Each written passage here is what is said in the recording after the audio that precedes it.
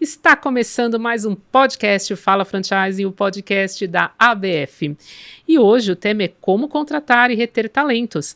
E nós não contratamos, mas convidamos 3 talentos talentosíssimos para falar sobre esse tema com vocês, já que a retenção de talentos se tornou um dos maiores desafios para as empresas na atualidade. Então, antes de apresentar os convidados, eu quero dizer que este podcast ele é patrocinado pela Sultis, a plataforma que oferece diversos recursos de gestão para redes de franquias com mais de 25 módulos integrados. E está aqui ao meu lado, bem-vindo, meu amigo, coordenador da Comissão de Fornecedores da ABF, especialista em franchise e CEO da Kickoff Participações, Renato Claro. Obrigado pelo convite, é um prazer estar aqui mais uma vez e debatendo um tema que é muito interessante, né? Eu acho que contratar é importante, mas reter talentos desse mercado é mais ainda. Acho que vai dar um bom papo Vai hoje. sim. E também está conosco o CEO da Royal Face, o André Alves, seja muito bem-vindo. Obrigado pelo convite. E realmente vai ser um papo bem aquecido, né? É isso aí. E por fim, mas não por último, o meu amigo Newton Kless, coordenador territorial do Juventudes Potentes da Unite the Way Brasil. Bem-vindo, Newton. Muito obrigado pelo convite. Com certeza vai ser uma conversa bem animadora, inspiradora. Eu estou aqui muito curioso com as perguntas. Então vamos lá. Curioso, porque a gente, como eu sempre falo, a gente não bate roteiro e ninguém sabe o que eu vou perguntar quando chega aqui. Exatamente. Renato, eu quero começar com você, porque eu sei que você tem uma expertise aí na contratação de talentos.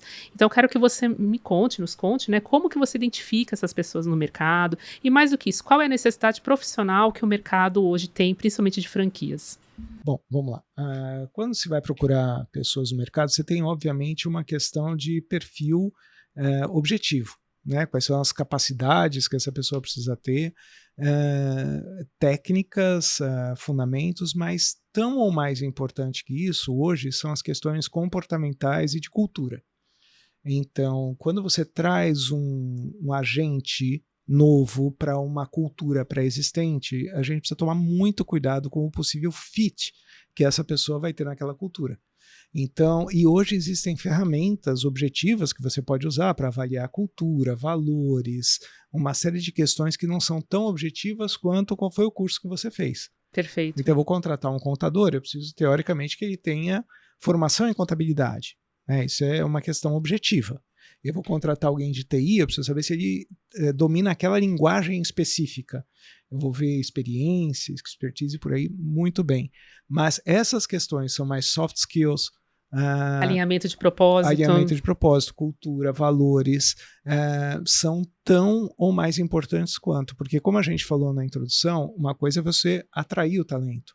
Mas se não houver um fit cultural e de valores, ele não fica. Sim. Principalmente quando a gente fala de novas gerações. Essa geração é muito mais volátil e qualquer coisa que vá contra os princípios deles, eles voam. Eles não vão ficar.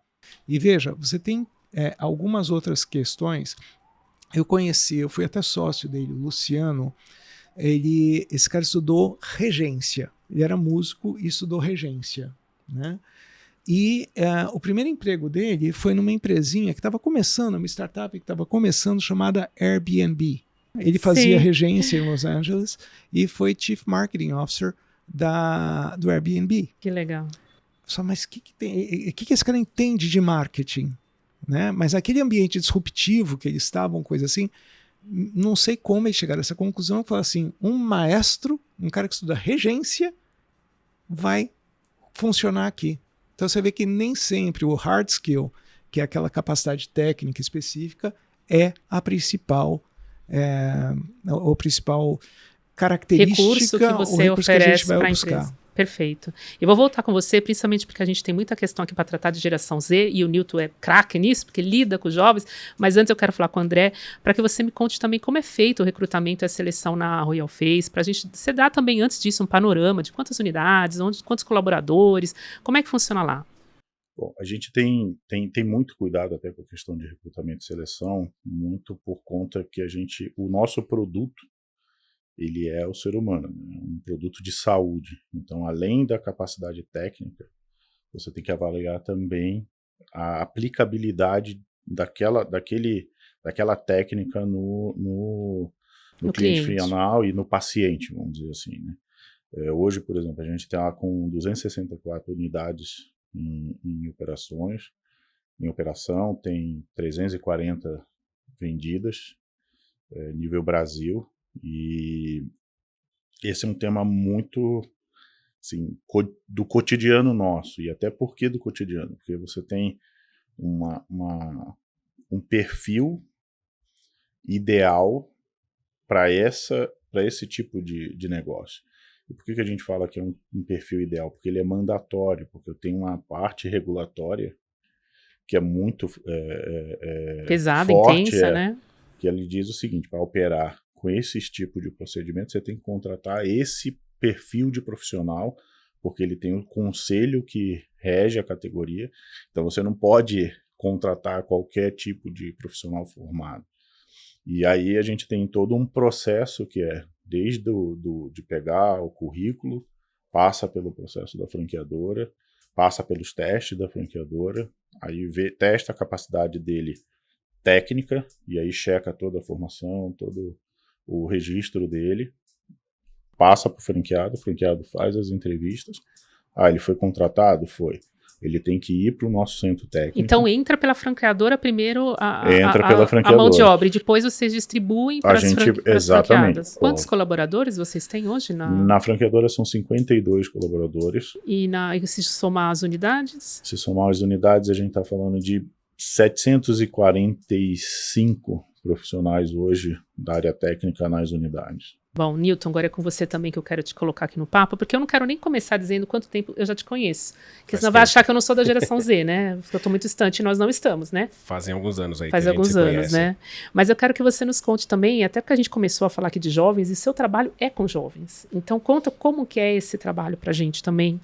Legal. Então hoje, ao chegar aqui na ABF, eu me deparei com alguns jovens, né, que foram inclusive indicados por mim, em específico, e que são jovens que vieram de organizações sociais, né, que atuam na formação e preparação de jovens para o primeiro emprego, né? Então, é um trabalho muito importante, e eu acompanho essa jornada já há uns 15 anos, né? Então, e a gente, sim, enfrenta um processo de mudança geracional. A gente tem dois fatores, duas variáveis pesando mesmo na economia, que é a automação já há algum tempo e agora a inteligência artificial, né? Então, como que a geração nova lida com isso? E quando a gente fala também de um contexto um pouco mais vulnerável do jovem, também existe uma influência, né? Porque o jovem acaba não começando no mesmo ponto de partida de outros jovens que, tudo bem, tiveram alguns privilégios, assim, né? Durante a sua jornada, a sua vida. E tudo bem, esse não é um problema. Mas o que eu, assim, sempre alerto, o jovem está no processo de construção, né, de hardware skills, e ele ainda não define muito ao certo o futuro. Imagina, num cenário que a gente tem tão, assim, que é passível de mudanças, né? Então o jovem, ele está numa dificuldade. Quando a gente pressiona o jovem lá de 16, 17 anos, o que você quer ser? Aí você roda um assessment que, você vai ser um psicólogo, você vai ser um professor. Não necessariamente, né? Ele precisa desenvolver principalmente as habilidades emocionais. E aí tem várias ferramentas, né, assessments que podem fazer isso. E mais importante, né, eu sempre falo para o jovem, não olhe no começo a função ou o cargo. Olhe o skill que você vai ser capaz de desenvolver ali nessa experiência. Esse é o mais importante. Porque o jovem, às vezes, ele mentaliza por alguma razão um pouco mais romântica, eu quero ser isso, e ele foca lá no fim e esquece das etapas, né? Então, no varejo, no franchise, o jovem ele pode aprender com certeza a falar bem com o cliente, o atendimento, trabalhar em equipe, organização. Tudo isso vai ser importante. Ele pode desenvolver essas funções para que ele possa, no futuro, alcançar aquilo que ele norteou no começo, né? Então, eu sempre falo, você está incluindo ou inserindo jovens? Inserir é uma coisa, né? Desenvolver, incluir ele num processo de transformação, e isso exige um pouco mais de inclinação aí de quem contrata o jovem. É isso aí. Aliás, eu só quero fazer um agradecimento, porque um desses jovens que ele trouxe é a minha super parceira Thalita, que trabalha comigo aqui no podcast, em todos os outros produtos que a gente entrega. Então, olha, você acertou em todas as indicações. Pessoal, contate aí o Newton. Newton, só mais uma coisa aqui com você, antes de eu jogar para o Renato, que ele também tem ferramentas sobre isso, mas eu sei que você criou uma metodologia científica de estudo comportamental chamada Personal Map, é isso? Como é que funciona? Isso. Conta pra gente. Como formação, eu sou cientista da computação, né? E inclusive, isso surgiu para ajudar jovens no autoconhecimento. Então, essa é uma ferramenta psicométrica, demorou 2 anos para ser desenvolvida e teve aceleração, inclusive, aqui do município de São Paulo, da Secretaria de Desenvolvimento Econômico. E hoje a gente utiliza, inclusive em franquias, né? O Boticário utiliza, vários franqueados utilizam essa ferramenta. A gente utilizou na Atlantic Hub para verificar quais eram os perfis de possíveis franqueados que iriam abrir marcas na Europa, né? Principalmente em Portugal. Então, uma ferramenta que ajuda muito o jovem a se entender e a entender como ele funciona, como ele trabalha quando ele não está diante de pressão, quando ele está diante de alta pressão, o que ele entrega melhor. Será que são aspectos lógicos? Será que são aspectos de comunicação? Então isso ajuda muito, é uma ferramenta muito completa. Super incentivo aí para vocês, hein? É isso aí. Renato, você também não tem uma solução para análise comportamental que vai além do DISC? Uma vez você me comentou, também eu ouvi falar do método das cores. Conta tudo isso pra gente aqui. Nós trouxemos, eu sou parte de uma associação, fui parte de uma associação de estudantes chamada IESEC, e sou presidente da IESEC Alumni Brasil.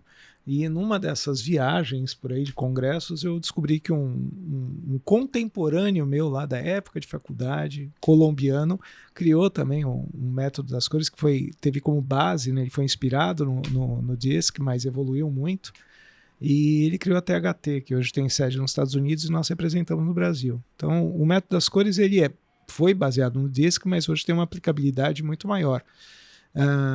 Justamente para analisar perfis comportamentais, porque uma das coisas que nós fazemos na Kickoff é assessorar quem quer comprar franquias, né? E a primeira questão, as pessoas chegam para mim e falam, eu quero ter um fast food. Tá bom. Quem é você? Quem é você? Então, se esse cara é um grande vendedor, imagina o seguinte, você pega o melhor vendedor do mundo e coloca no fast food. Como é que esse cara vai desempenhar ali? Provavelmente vai desempenhar mal.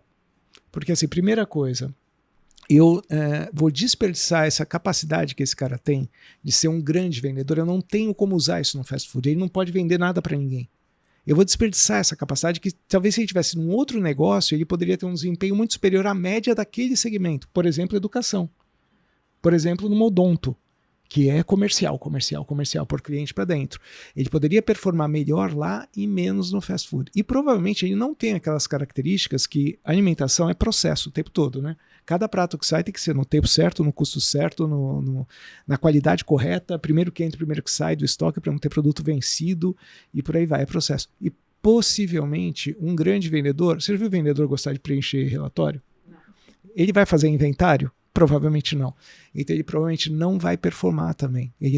Eu mato essa capacidade superior dele, que poderia ser melhor utilizada em outro segmento, e ele provavelmente não tem algumas características que seriam importantes para este segmento. Então, a gente utiliza o método das cores em franquias para isso. Primeiro, para mapear qual o perfil adequado do franqueado daquela rede. Vamos pegar os melhores franqueados da rede e entender o perfil desses caras.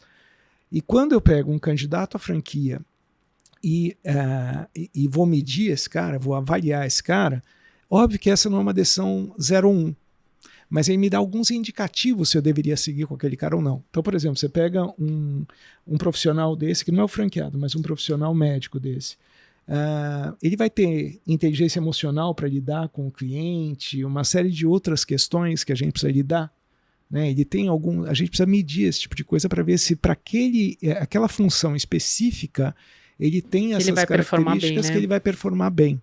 E também para ver se eu não estou desperdiçando um talento, né? Que ele poderia performar melhor numa outra situação que não aquela. Então o método das cores a gente usa no mercado de franquias para isso, mas o uso geral, né, quando eu falo de recrutamento, seleção em geral, ele tem um uso muito amplo também para recrutamento, mas eu gosto mais para alinhamento. A gente usa muito para alinhamento de equipe, alinhamento de cultura. Então, eu coloco um chefe novo numa determinada equipe. Como é que a gente faz a gente facilita esse fit, essa integração, né? Então, tem diversos usos desse tipo de ferramenta. É muito interessante para quem gostar, mas é o que vai um pouquinho além do... Porque muita gente acha que isso é ou prestidigitação. Outro dia eu ouvi um franqueador me falou o seguinte, eu não confio em nenhum desses assessments porque ele é a pessoa está auto-respondendo, como se a pessoa conseguisse enganar o teste. Não consegue. Assim, existem, né, metodologias científicas diversas que são as raízes dessas ferramentas psicométricas, mas eu queria só trazer um exemplo também de franquia que se soma ao que você comentou aqui, Renato, que assim, em uma franquia de cosméticos tinha uma equipe de 4 vendedoras e o VM, que é o Visual Merchan, né, ele sempre estava desalinhado. E as meninas eram autocomunicadoras, o que seria um influente no DISC, né? E aí a gente falou, gente, vamos ter que colocar alguém que é mais apurador, que é mais lógico, não vai vender a mesma coisa, mas vai resolver um problema. Foi o que aconteceu. Foi exatamente isso. Fizemos o assessment, colocamos uma pessoa nesse perfil e a equipe se completou. Se completou, que isso é importante, a diversidade para preencher todos os espaços. Mas né? o mais relevante, talvez, desse tema, não só a ferramenta, assessment, porque assim, o que a gente descobriu com o tempo é assim, quando você pega uma pessoa, eu tenho um determinado perfil, e eu tenho um cargo aqui que exige um perfil diferente. Eu posso me adaptar ao cargo. Eu posso mudar o meu comportamento para me encaixar naquela situação porque, sei lá, o salário é bom. Sim. Eu quero manter o emprego, então eu me adapto. O problema é que quando você, do ponto de vista psicológico, é forçado a performar de uma maneira que não é natural para você, isso causa sofrimento. E o sofrimento é o que leva, no médio prazo, a burnout e uma série de outras questões que dão não só baixa de performance, como abandono de emprego ou uma demissão porque não está performando. Então, quando a gente fala de reter talentos, né, quando a gente fala de reter talentos, essa questão de entender a pessoa além da capacidade técnica, mas dessas questões comportamentais, culturais, é fundamental justamente para ter a pessoa certa no lugar certo, porque a consequência disso é o desgaste, seja da pessoa, seja da relação, né, da pessoa no cargo ou a performance dela. Perfeito. Por isso que a gente tem essa pandemia de burnout hoje. A gente tem um cuidado muito grande até quando entra um franqueado novo que está nesse processo de implantação, exatamente com isso. Porque como dentro de uma clínica nossa, a gente tem funções muito específicas. Então, às vezes o franqueado fala, não, eu vou otimizar meu quadro, então eu vou pegar o procedimentista e vou botar ele para vender e vou fazer. A gente fala, não é o recomendado. Por quê? Porque esse profissional estudou X anos para fazer o melhor protocolo naquele paciente. Então, ele não vai ser um comercial, talvez, da forma como que você tá querendo. Porque ele tem um conhecimento técnico, de repente ele não vai ser. A mesma coisa o avaliador, que também tem numa clínica, e o comercial. Mas uma coisa que a gente tem visto com muita frequência é, primeiro, a carência de mão de obra. Então, e ainda mais no segmento que a gente atua, isso é gritante. Eu ia comentar até isso, sabe, André, que a gente teve o pós-IFA recentemente da BF e a diretora de capacitação da BF, a Cláudia Volbeto, ela comentou exatamente isso, que hoje em dia a taxa de natalidade está caindo e ao mesmo tempo você tem os jovens que se sentem mais inseguros, da geração Z, eles têm mais dificuldade de concentração, de foco, eles têm outras possibilidades de trabalho e aí você tem essa dificuldade de mão de obra, né, de encaixar essa necessidade com a oferta. Essa oferta vai até um pouco, a gente até analisa um pouco além não só da questão socioeconômica, vamos dizer assim, mas também da cabeça do hoje, do jovem, de falar assim, eu não preciso ter uma formação, não preciso ir para uma faculdade, eu vou empreender, eu vou fazer qualquer outro tipo. E como a gente necessita de ter essa formação, de ter o registro, acaba que a gente vê muito essa dificuldade, e também pela facilidade de hoje um procedimentista chegar e falar, eu vou abrir minha salinha e vou fazer o protocolo.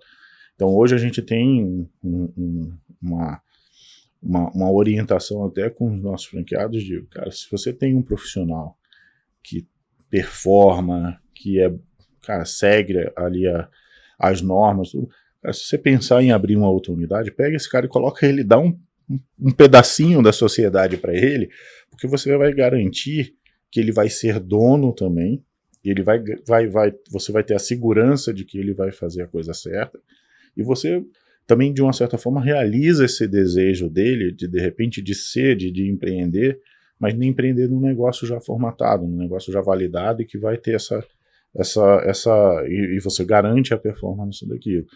Mas a gente sente muito hoje no mercado, e assim, eu converso com várias pessoas de vários segmentos, é justamente assim, aquela coisa, não dá para você, aquele brinquedo de criança, né? Você pegar o quadrado e tentar encaixar, não vai funcionar, entendeu? Assim, então, as pessoas estão escapando muito na questão do... eu não tenho mais vínculo com uma empresa, eu tenho vínculo com o meu propósito, com o meu objetivo, entendeu? Então, a gente olha e fala assim, cara, como você lidar com essas situações?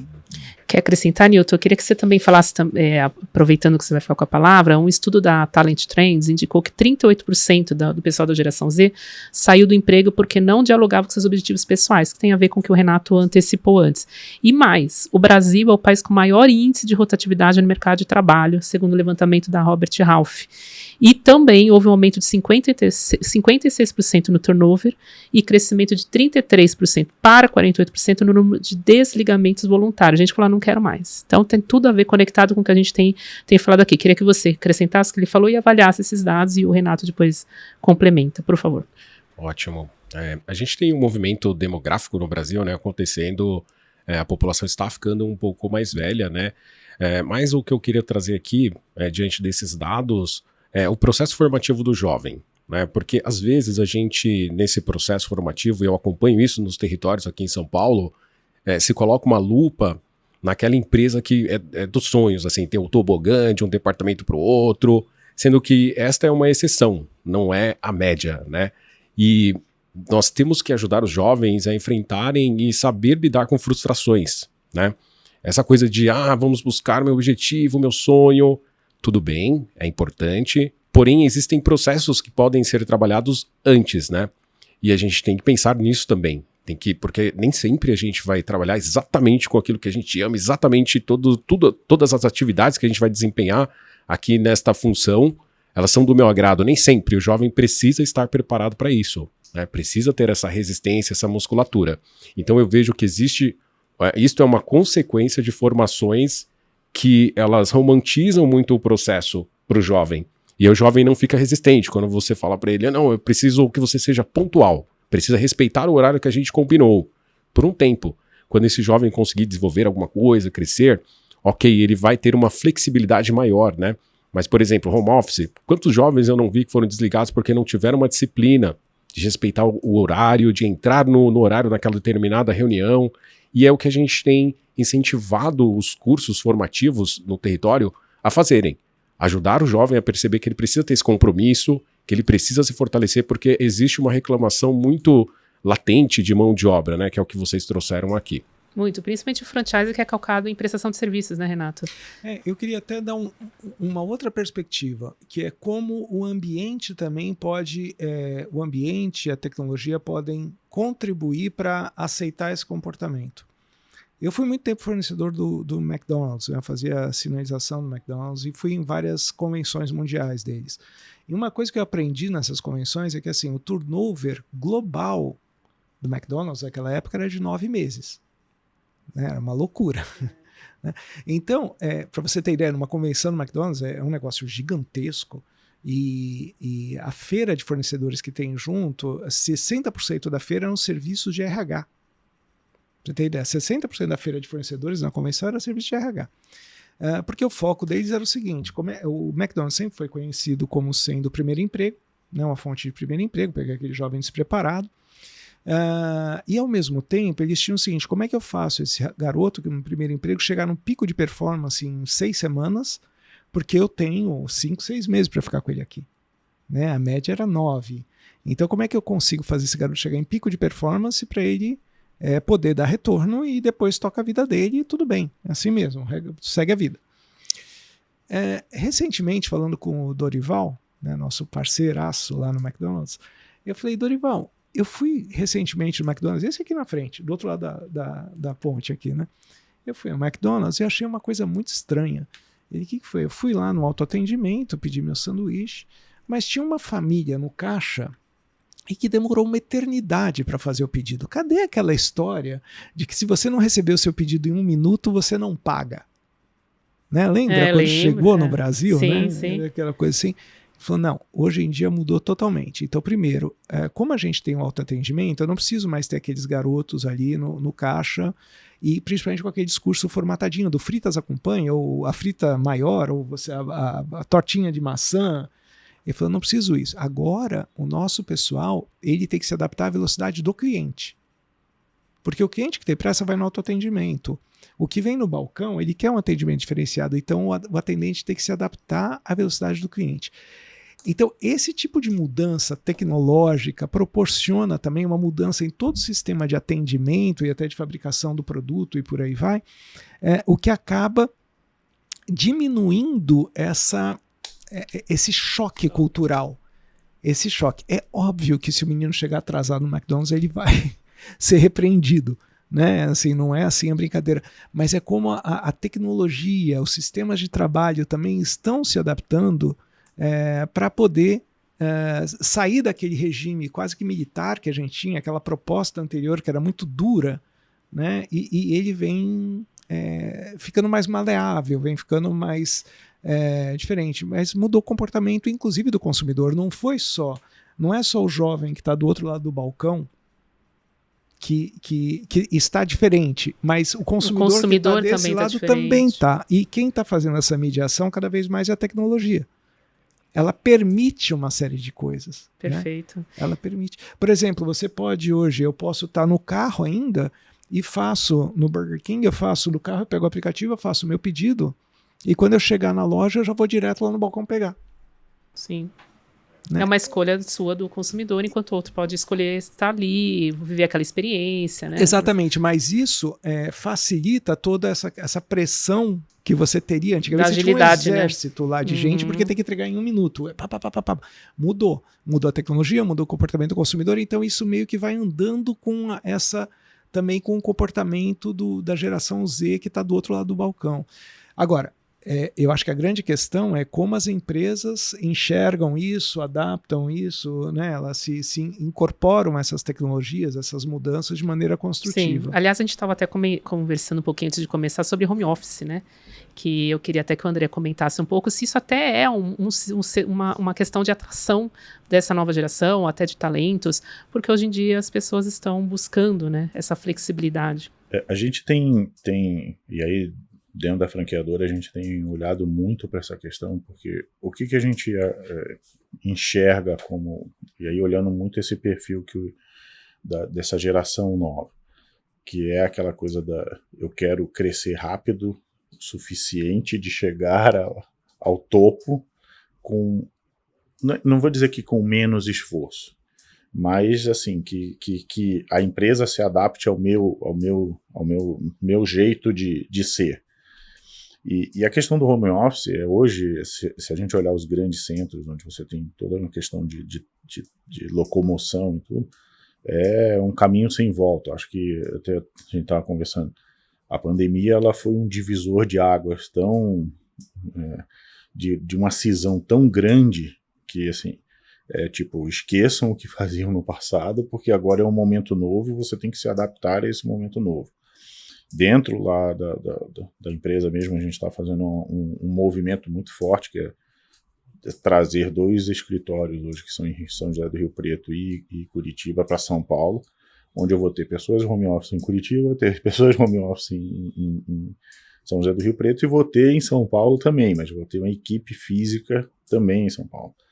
E aí você fala, mas por que de você não contratar em São Paulo essas pessoas? Porque hoje a gente tem aquela coisa da eficiência operacional.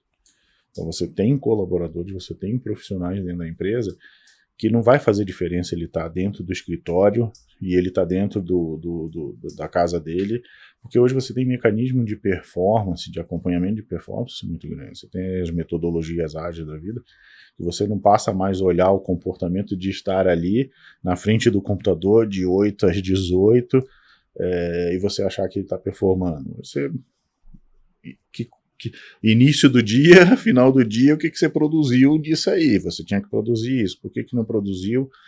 E vai ter que produzir o dia. Agora, eu só queria jogar aqui pro Newton também, porque enquanto ele estava falando do que os jovens querem, a gente hoje está com uma plateia de jovens e eles estavam assim, ó, falando, é isso mesmo, é isso mesmo. Então eu queria que você comentasse o que você ouve deles, das experiências que eles têm no mercado de trabalho. Muito legal. Enquanto Renato e André estavam falando, eu lembrei de um vídeo que eu assisti recentemente no LinkedIn, que mostra uma jovem brasileira que mora na Bolívia, trabalhando em um supermercado como caixa no Canadá.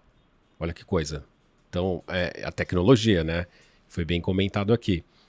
O jovem, ele deseja muito se desenvolver, né? Ele sabe que ele precisa de experiências. Então, o que você trouxe no seu comentário, que as pessoas disputam para ter essa formação, o jovem consegue enxergar isso também nas oportunidades de trabalho, né? Então, ele quer a oportunidade de se desenvolver, de ter experiências novas, acessar lugares onde ele nunca esteve anteriormente, né? Então, isso é de muito valor para o jovem. Ele vê isso com bastante riqueza. A gente fala muito do chá, né? Conhecimento, habilidade, atitude, mas o jovem ele precisa ser ajudado a entregar resultados, né? Entender quais são as habilidades que ele precisa desenvolver, o talento que ele já tem, né? Eu sempre falo para o jovem, suponhamos que eu tenho 1,50 m, eu tenho um pouco mais que isso, tá? Mas enfim, suponhamos que eu tenho 1,50 m, eu quero ser o melhor jogador de basquete do mundo, eu consigo? Olha, é uma jornada que vai ser bem árdua. Mas eu jogo xadrez, assim, sou muito bom no xadrez. Poxa, vamos começar pelo xadrez aqui, então? Então, o jovem, na personalidade dele, um franqueado, quando ele escolhe uma determinada marca, ele já tem algumas habilidades. Então, assim, o que te completa? Então, primeiro, o autoconhecimento ele é muito importante. Autoconhecimento, eu sempre falo, é o primeiro passo para você fazer escolhas assertivas. Isso vale para franqueado, para jovem, para todos nós, né? Então é isso, o jovem busca experiência. E eu acho que o fortalecimento do autoconhecimento é o primeiro passo. Acho que tem um outro elemento aí, serve para o jovem, serve para qualquer um, que é assim, é a oportunidade de desenvolvimento. Então, assim, o cara está preocupado, o jovem está preocupado com a própria agenda. Então, a própria agenda tem fatores culturais, óbvio, se dá um fit cultural de valores, mas também as oportunidades que ele vê. Porque, assim, imagine alguém que veio de fora do mercado e encontra uma plataforma onde ele possa fazer, e a própria empresa favorece, por exemplo, vamos fazer um primeiro curso de formação de executivo em franchising, vai fazer um MBA em franchising, né? Então a ABF tem essa característica de oferecer muita formação. Então essa questão de trazer profissionais de fora tem um fator facilitador, que é você, quando alguém chega nesse mercado, eu tenho como alimentar esse caminho de mostrar um futuro para o cara. Falar, estou te dando oportunidades aqui através de treinamento, desenvolvimento, por aí vai. Então, esse é um vetor também muito importante. A partir do momento que eu trouxe essa pessoa para dentro de casa, em qualquer situação, é óbvio que tem que ter o fit cultural, que nós falamos de valores, mas eu preciso ter uma trilha de desenvolvimento. Não necessariamente plano de carreira, isso eles não estão preocupados. Eu ia falar exatamente isso para você, porque era a pergunta que eu ia te jogar, porque os dados do CAGED mostram que 30% dos brasileiros, dos trabalhadores brasileiros, buscam outros empregos pela falta de oportunidade de crescimento. E aí eu ia falar essa questão do plano de carreira, porque hoje em dia esses jovens, eles não veem como antigamente o plano de carreira. Então eu queria que você comentasse exatamente isso, qual a importância de ter e como ter. A grande questão não é mais necessariamente um plano de carreira estruturado. Eu lembro que o meu primeiro emprego eu pedi demissão na Unilever, na antiga GC, porque me falaram o seguinte, eu queria fazer um curso de especialização, eu tinha feito graduação, queria ir para especialização, e eles davam bolsa integral, né? E eu fui bater lá no RH, falei assim, eu vou fazer a especialização, eu posso ter já direito a bolsa? E os caras falam assim, quando nós acharmos que você deve fazer um curso, nós vamos te chamar, vamos te mandar, vamos matricular, vamos pagar. Até lá ficar quietinho. Eu falei, pra cima de mim? Mas nem a pau, fui embora. Então assim, a grande questão aqui hoje o jovem não necessariamente procura plano de carreira, não é isso, até porque é tudo muito volátil, o caminho não é uma linha reta, mas sim oportunidades de desenvolvimento e desafios. Não sei se você concorda com isso, mas assim, é ter o desafio e ele perceber que ele está se desenvolvendo, ele tem, e se tem investimento da empresa na formação, liberar tempo para que ele possa estudar, coisas desse tipo. É um incentivo para que ele se desenvolva e que ele tenha sempre desafios, ele não pode ficar parado. Se ficar estagnado, aí a coisa vai. E aí entra essa questão do porquê que tem o autodesligamento, é por isso, essa sensação de que eu estou estagnado. 7 milhões no ano passado, se não me engano, de demissão voluntária. Estava na hora da gente refazer a pirâmide de Maslow, né? Quer dizer, a gente reestudar a pirâmide de Maslow. Não é só a questão das questões higiênicas e motivacionais, mas dentro do motivacional você tem essa história do desafio, da oportunidade de crescimento mesmo. Isso é muito importante. Aquelas questões mais superiores, deixar delegado, esse tipo de coisa estão muito longe ainda. Mas Tem umas essa etapas história- anteriores, né? Mas essa questão do plano de carreira é engraçado. Eu tinha acabado de entrar num banco, né? E aí, aquelas reuniões com RH e tudo. E banco é aquela coisa quadrada. E aí, eu tinha um chefe holandês. E aí eu perguntei, a gente conversando ali, todo mundo, qual é o plano de carreira? Aí ele virou e falou assim, o plano de carreira do quê? Eu falei, não, da empresa, assim, estou entrando nessa posição, qual é? Ele falou assim, mas o plano de carreira é seu, não é da empresa. Olhei, falei assim, caramba, né? Ele falou assim, não, você tem que saber o que você quer para sua vida, não eu dizer o que você vai ter para sua vida. E aquilo ali foi um grande, assim, choque que eu parei e falei assim, caramba, mas realmente, o que eu quero ser, né? Eu tô querendo jogar a responsabilidade do meu futuro, da minha vida na empresa, e a gente, e é isso, foi durante muito tempo isso. Dentro da empresa agora, que a gente está nesse processo de mudança, né? Vários colaboradores, a gente, vamos começar a perguntar para as pessoas o que, se é naquela área onde ela está, se é isso mesmo. É impressionante, vamos dizer assim, 15% das pessoas que estavam numa posição falaram, não, eu tenho formação num negócio totalmente diferente daquilo, eu quero trabalhar nisso. A gente começou a movimentar algumas peças, assim, de uma função para outra, e a gente viu que, cara, parece que você dá uma injeção de motivação na pessoa, e você fala, cara, mas... Né, e aí a gente perguntou, por que você nunca falou isso? Não, porque eu não sei. Aí você fala, cara, mas olha como é que é a percepção e não é jovem, não, é gente já que já está um bom tempo aí na trajetória profissional. Entendeu? É isso aí. Newton, complementa, e eu também quero que você fale sobre onboarding, porque outro dado que é importante a gente trazer aqui, que uma pesquisa realizada pela Glassdoor indicou que um processo de recepção e integração de novos colaboradores, quando bem feito, pode aumentar em até 82% a sua sintonia e a permanência na empresa, elevando em até 70% as taxas de produtividade. Então, a gente também tem que falar de onboarding, tanto de franqueados quanto de colaboradores. Acrescenta, por favor. Então, com certeza, é bem importante, né? Como você é recebido, isso já vai demonstrar como que é a cultura daquela empresa. Né? O onboard, ele é muito, muito importante. E é o seguinte, né? A gente fala muito do plano de desenvolvimento individual, né? O PDI, que a empresa, ela auxilia o colaborador a enxergar os pontos, né, que ele tem ali como oportunidade de crescimento. Para o jovem, Renato falou. Para o jovem a gente chama de plano de voo. Olha só que legal. Então é bem interessante. O jovem ele monta ali aquele plano de voo com passo a passo o que ele vai fazer nos próximos meses para se aproximar daquele objetivo que ele tem, né? E bem interessante, uma coisa que a gente fez no seu comentário, eu lembrei aqui, Renato, recentemente também num franqueado, os colaboradores fizeram uma correlação da pirâmide de Maslow com aquele ambiente que eles estavam, né? E apareceu muito lá, desafios, a gente quer desafios, a gente quer melhores indicadores para que possam nos orientar, nos acompanhar, né, no nosso desenvolvimento. E feedback. Feedback também é uma coisa extremamente importante e, assim, ele precisa ser constante, precisa ser regido, né, por orientadores e supervisores que tenham essa preparação, né, para fazer. Então, o onboard, com certeza, é bem importante. Aliás, uma curiosidade é que a gente recentemente fez um podcast sobre liderança e as pessoas que participaram até comentaram, né, que normalmente os colaboradores, eles não pedem demissão por causa da empresa, pedem demissão por causa da liderança, do chefe. Então, tudo isso que você falou de feedback, de ter um bom onboarding, tem a ver com isso, né? Então, até queria que você complementasse como que você pode fazer com que a liderança ajude nesse processo e aumente o bem-estar dentro das companhias, retendo talentos, né? Que é o nosso foco aqui. A liderança também, né? Precisa de muito treinamento, precisa de orientação.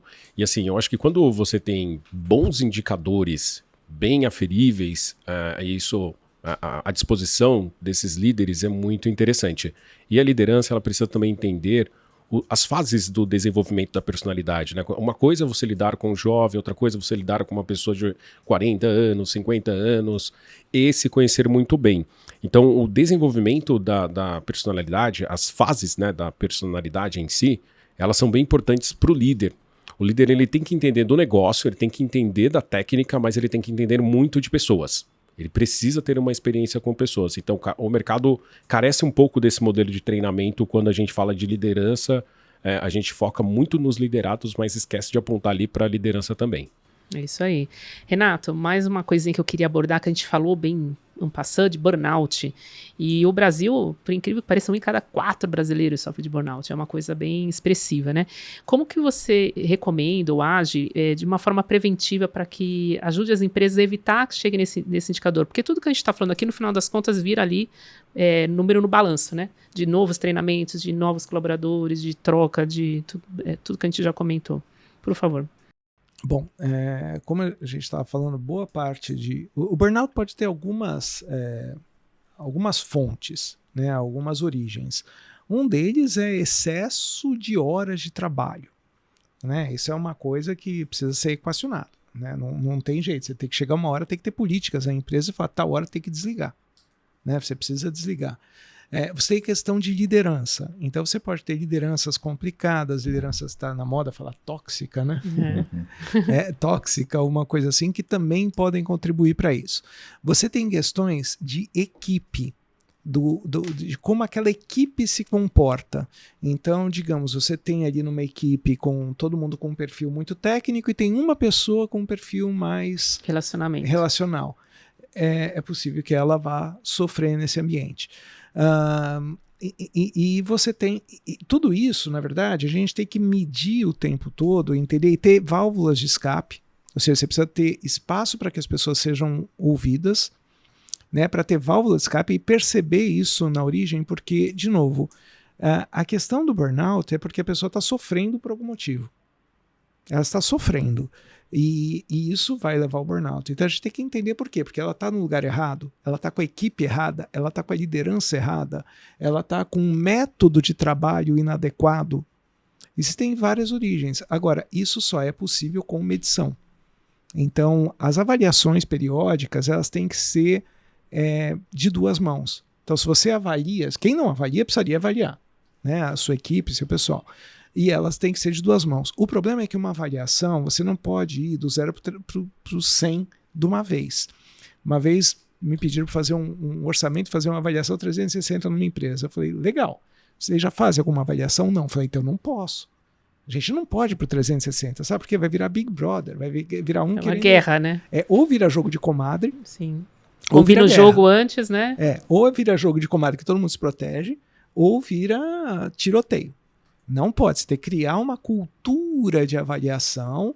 Por exemplo, você falou de feedback.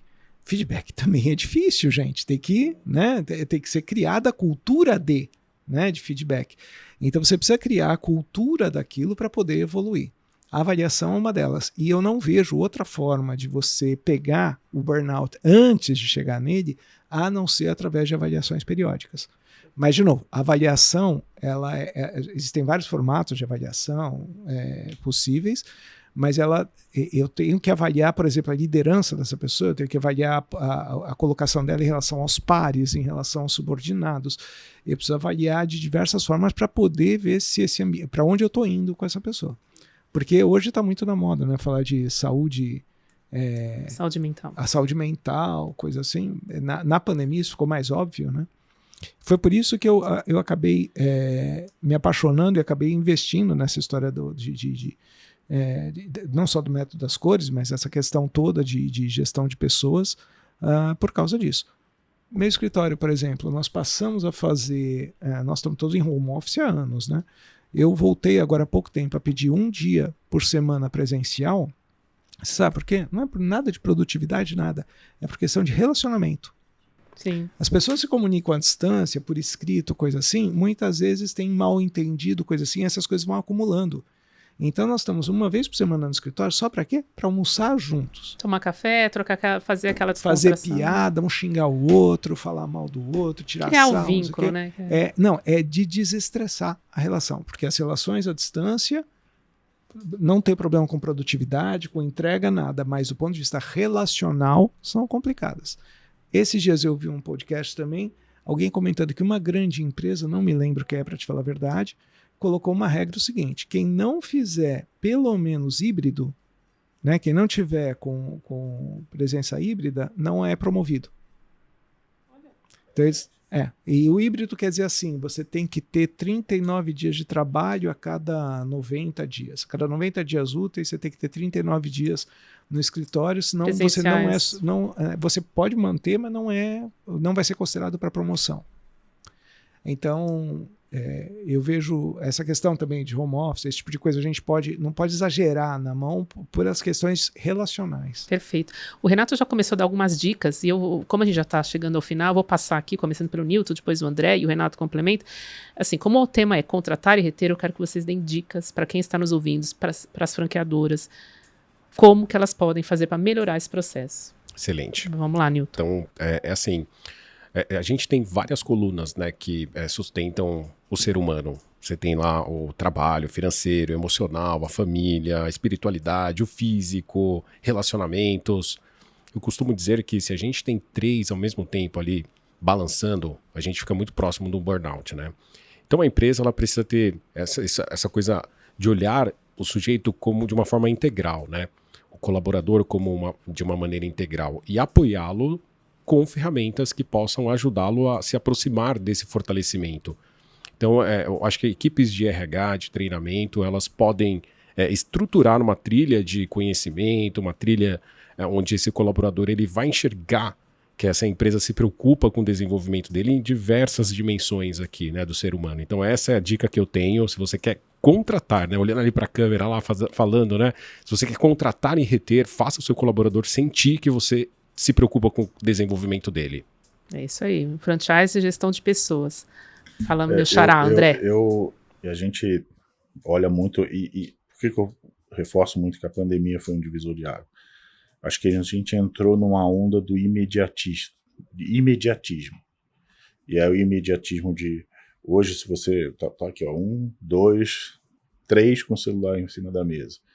E a gente fica naquela coisa, deixa eu ver se chegou mensagem, deixa eu ver se não respondeu mensagem. O meu não está em cima da mesa, mas está subindo aqui no computador. Então já são 4 a totalidade, 100%. Então, essa questão do burnout, a gente, pelo menos dentro da companhia, a gente olha muito isso, que é o quão imediato você tem que ser na resposta de uma pergunta, de um número, de qualquer coisa. Cara, respira. Sabe? A gente, quando tá selecionando, pega muito, faz muita entrevista lá dentro, é tipo, calma aí, o que você quer fazer da sua vida, o que você está procurando, você conhece o negócio, qual é o teu vínculo, que você é um cliente, você é um profissional da área, isso tanto para o franqueado, quanto também para o colaborador que vai para uma unidade. Justamente para ver onde ele se encaixa nesse modelo, até porque o onboarding ser de uma forma mais leve também, porque às vezes a pessoa vai entrar naquela posição que ela fica agoniada e aí gera aquela ansiedade, aquilo tudo. Então a gente olha muito esse perfil do tipo, o que você procura? O que você tá buscando? É desenvolvimento? É o quê? Entendeu? Acho que a pergunta é o que você procura para poder você tá encaixando dentro do... Dá um match lá perfeito, né? Tanto que hoje os colaboradores que a gente tem contratado, cara, você não vai sentar na mesa para trabalhar, você vai passar por todos os treinamentos de dentro da companhia, você vai visitar uma loja, uma clínica para ver como é que funciona, para depois você sentar e na hora que você for se comunicar com o cara do outro lado, você entender a necessidade de cada você entender o que ele está falando, porque Sim. Senão você põe o cara ali para fazer aquela função que ele nunca nem entrou dentro de uma clínica. Então a gente tem esse processo um pouco antes, é justamente para poder passar por essas fases até realmente ele entrar e a gente tem sido muito assertivo nisso. Assim, a gente caiu muito o turnover justamente por conta dessa... É um processo um pouco mais lento, mas você acerta mais a longo prazo também, né? Isso exatamente. Aí. Já deu mais uma dica, Renato? Quer concluir? Quer acrescentar? Eu tenho uma visão assim que o franchising, quando a gente fala de talento humano, ele é meio contraditório. No seguinte sentido, o franqueador, normalmente, ele tem um negócio, domina aquele negócio específico, mas quando ele se torna franqueador, ele vira um especialista em gente. Né? Uma franqueadora é uma gestora de gente, né? E veja que estranho, são poucas as franqueadoras no Brasil que têm uma área estruturada do antigo recursos humanos, que hoje fala-se de gente, pessoas e o diabo a quatro, né? Dão uns nomes bonitinhos, né? E o que você vê mais é DP. É departamento pessoal. Então, é raro, são poucas e muito grandes as franqueadoras que têm uma área de gente, talento humano, o que quer que seja. E você vê que quando a gente vê esse investimento do franqueador, ele está muito preocupado com o desenvolvimento do franqueado. Então, eu tenho uma universidade corporativa para o franqueado e para os recursos do franqueado, mas não para dentro da franqueadora, né? Então, eu vejo o seguinte, existe um campo no franchising muito grande para a gente galgar ainda, em termos do desenvolvimento do tema gestão de pessoas, gestão de talentos dentro do franchising, né? Nós temos muito a caminhar com isso, mesmo franqueadoras pequenas. Eu ouço muito, eu falo, nossa, eu tenho 20 pessoas na minha empresa, não cabe aqui uma política de recursos humanos. O que cabe aqui para mim é o DP. Não, calma, você pode usar isso via consultoria, via alguma outra forma, mas trazer essas metodologias, essas técnicas, essa cultura esse conhecimento desde o início, né? Desde o início. Perfeito. Porque você vê muitas vezes uma franqueadora, sei lá, ele tem 80 franqueados, esses 80 franqueados vão ter 800 colaboradores, e esse é o foco dele, mas ali na franqueadora tem 20 pessoas. Ele fala, não, eu sou pequeno, porque ele tem 20 pessoas na franqueadora. Então ele fala, aqui eu sou pequeno, não cabe. Cabe. Você não precisa ter um diretor de talento humano com salário de multinacional. Tem formas de fazer isso. Mas é importante trazer para dentro esse conhecimento, essas metodologias, as técnicas mais recentes para que você possa ter uma estrutura saudável, uma empresa saudável e que não tenha burnout. Pelo contrário, você promova as pessoas junto com a empresa. E é o que a gente estava falando, a governança, né? O nome governança. Você pequeno ou grande, tanto faz. Você tem que ter. É processos, né? Exatamente. É isso aí. Eu acho que para quem está nos ouvindo, então, seja pequeno, seja grande, é toda uma questão de incorporar a cultura, porque isso dá resultado na retenção de talentos, que é o foco principal. E é isso, gente. Eu quero agradecer a presença de todos vocês foram brilhantes.